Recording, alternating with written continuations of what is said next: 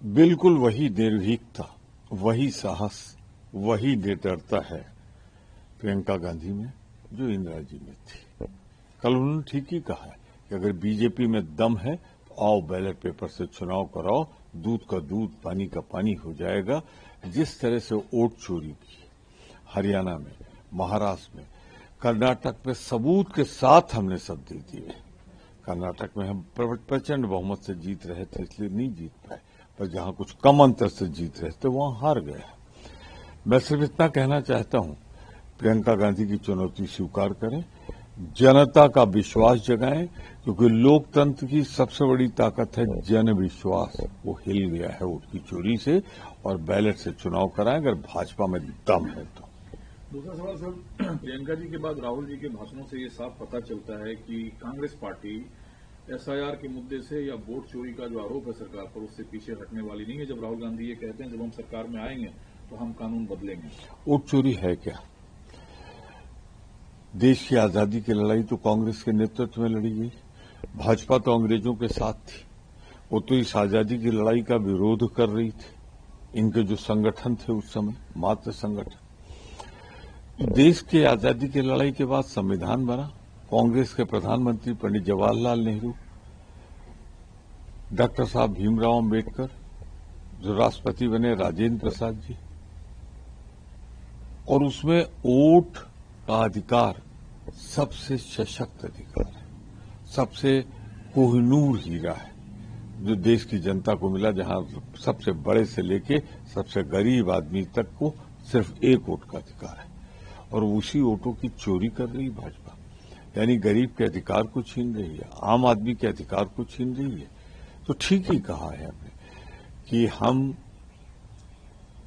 इस लोकतंत्र की मूल आत्मा को, संविधान के कोहिनूर को, अधिकार के जीवित रखने के लिए, मजबूत करने के लिए बदल देंगे भारतीय जनता पार्टी के काम।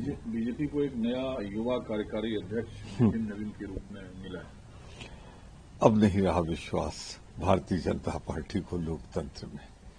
पहले तो चुनाव होते थे, चुनाव के बाद लोग इलेक्ट होते थे। हमारे यहां देखे ना, भारतीय राष्ट्रीय कांग्रेस में गडकरी जी का चुनाव, क्षमा करें, चुनाव हुआ हमारे खरगे जी का, और खरगे जी चुनाव के बाद निर्वाचित हुए। इनके यहां क्या हो रहा है? यहां से निकाला, दूसरे पॉकेट में डाल दिया। आश्चर्यचकित हैं बिहार के लोग भी, पटना के लोग भी।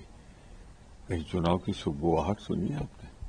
सर, पार्लियामेंट्री डेमोक्रेसी में जो भाषाई मर्यादाओं का हनन हो रहा है, हालांकि कल का बयान कांग्रेस की जयपुर महिला इकाई की अध्यक्ष का बयान है, मोदी तेरी खबर खुदेगी, आज नहीं तो कल खुदेगी। उन्होंने सफाई के तौर पे कहा वोट चोरी से सरकार बनाई जा रही है। हम आलोचना के अर्थ में इन शब्दों का इस्तेमाल किया। मैं सीधी सी बात कहना चाहता हूं, जिम्मेदार लोग सब बोले हैं ऊपर से, सबने भाषा की मर्यादा का ध्यान रखा। वो भारतीय जनता पार्टी की आदत है इस तरह के लोगों को प्लान कर देना, इस तरह के नारे प्लान कर देना।